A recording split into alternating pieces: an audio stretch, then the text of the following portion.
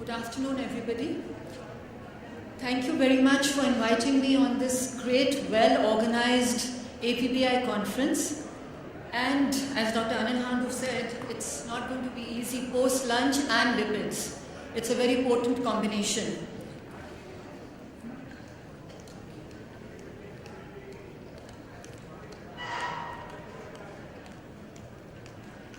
So I'm going to give you a brief overview of the clinical relevance of novel lipid biomarkers in risk assessment of coronary artery disease. I know it's a huge topic, but I'm going to try and be as brief and clinically relevant as possible.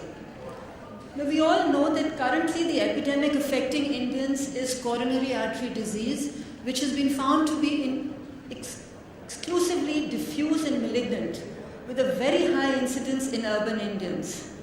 And what is going to be very important for us is because we have found that the average age of onset is much younger in Indians, what we now call as premature CAD.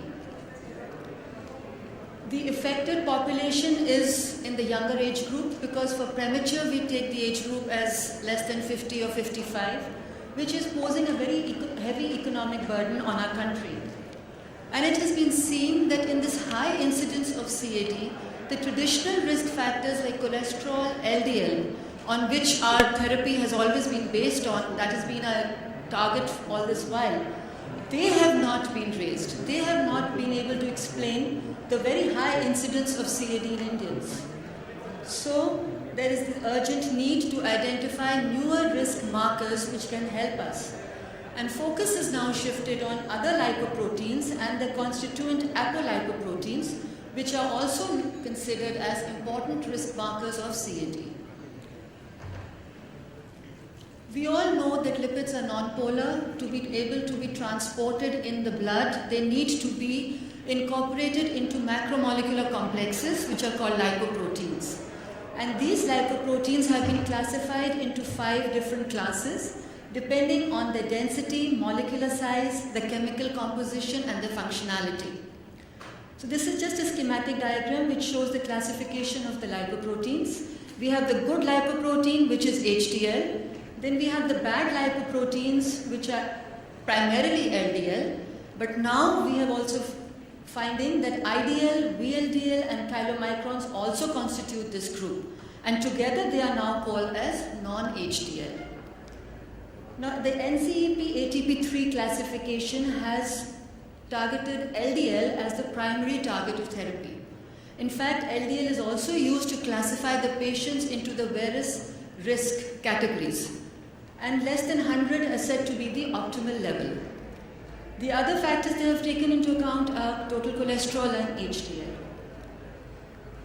However, we have found that when LDL has been taken as a primary target of therapy, certain limitations have arisen. Now, some labs are also still doing the calculated LDL through the Fried-Waltz formula. This has been found to have certain limitations. Firstly, of course, is the triglyceride levels.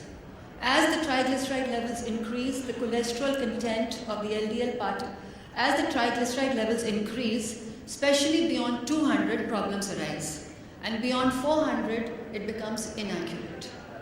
Also, it has been seen that the cholesterol content of LDL particles varies and also is influenced by insulin resistance, hyperglycemia, etc. And thirdly, when LDL becomes less than 100, inaccuracies arise with the calculation. So LDL calculated one may not be absolutely accurate to represent the atherogenic burden. So despite it being the primary therapeutic target for CAD, we have found that LDL is not the only potentially atherogenic lipoprotein. Focus has now to shift on the other ApoB or the atherogenic lipoproteins like VLDL, chylomicrons, IDL, LPA. So looking beyond LDL measurement is the focus today.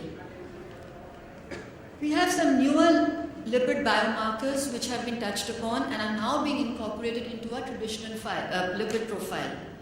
Usually, we are using only total cholesterol, LDL, HDL, triglycerides.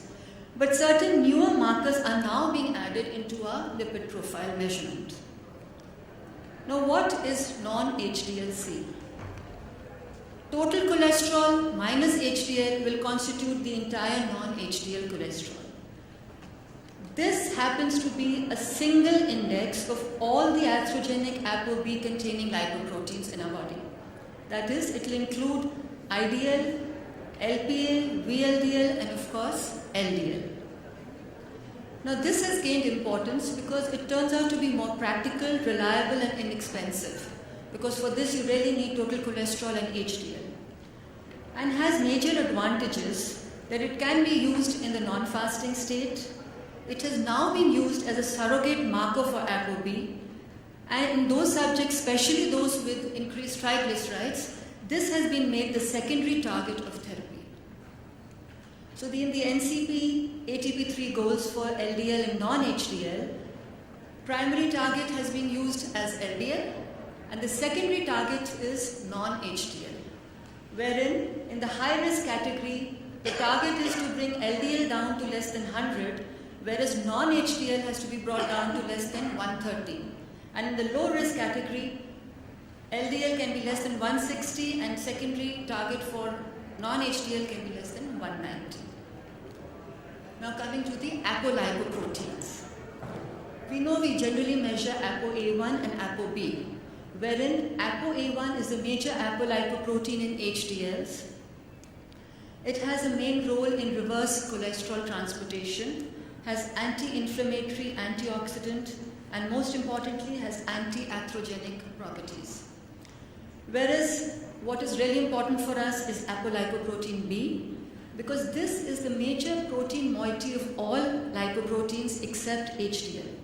So all the atherogenic lipoproteins are the ones which are containing apolipoprotein B. Both LDL and VLDL contain one molecule each of ApoB. So ApoB will reflect the total number of these atherogenic particles. And since more than 90% is found in LDL, this will give us a very good idea of the LDL levels, the atherogenic problems associated. Now ApoB as a risk indicator. It is said to be a more reliable marker of the number of all atherogenic particles, since each LDL, VLDL particle contains one ApoB, and it is a better marker in patients with lipid-lowering therapy. Now this is where it really scores, because it has been seen when patients who are getting the lipid-lowering therapy that when HDL and LDL reduce, their predictive power also decreases. However, with ApoB, it is not very much affected by the lipid-lowering therapy. So its predictive value remains the same. It does not decrease like LDL and cholesterol. Now, LDL measurement also has some disadvantages. I said that the calculated one had some inaccuracies associated with it. The direct LDL measurement also has a certain amount of problems associated, in the sense that LDL particles vary in size and cholesterol content, and the measurement is still not very well standardized. ApoB measurements, on the other hand, score because they are direct, accurate, precise. Non-fasting is required, and these are internationally standardized and not very expensive. ApoB-ApoA1 ratio can also be calculated. This ratio will give us the atherogenic lipoprotein levels to the atheroprotective capacity. That is, it will integrate the entire lipoprotein balance, the atherogenic versus the atheroprotective capacity. And this retains the predictive power also for patients who are on lipid-lowering treatment. Generally, the ratio levels are taken as less than 0.9 for males and 0.8 for females.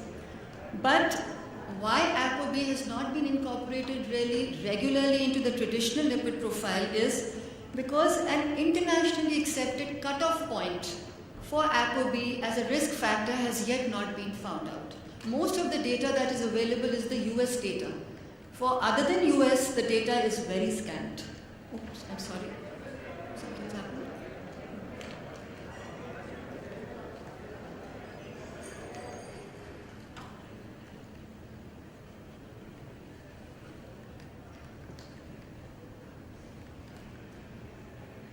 So we next move on to apolipoprotein E. A lot of research these days is going on to apolipoprotein E. Now the gene locus for ApoE is polymorphic, which means that there are 3 alleles associated with it, epsilon, E2, 3 and 4, each coding for 3 protein isoforms, E2, E3, E4. And all these differ from each other only by 1 amino acid. This is a key protein in modulation of metabolism of ApoB containing lipoproteins. Now, why is ApoE important for us? This polymorphism, which is associated with ApoE, determines the susceptibility to atherosclerosis. Epsilon 4 is associated with high LDL levels and consequently associated with the development of atherosclerosis, whereas epsilon 2 has been associated with low LDL levels and therefore protective. So they may be a predictor of response to statins also. However, the clinical use, that is the routine screening, is still not very clear, and it has not yet been identified as an important emerging risk factor by ATP3. So it is not used routinely in our clinical practice. Now the next lipid marker that has gained a lot of importance in the past couple of years is lipoprotein A or LPA. This is basically telling us the genetic predisposition to coronary heart disease. It is highly heritable. It attains lifelong levels by 2 years of age. So CAD can be identified much earlier than what we are doing now. And it has no correlation with lifestyle modifications like diet or exercise. They do not affect LPA levels, and neither do the established risk factors have any effect on it. This is said to form a link between atherosclerosis and thrombosis. Currently, the accepted cutoff limit for CHD risk is more than 30 milligram per deciliter, but again, all the data that is available is for the Caucasian or the Western population.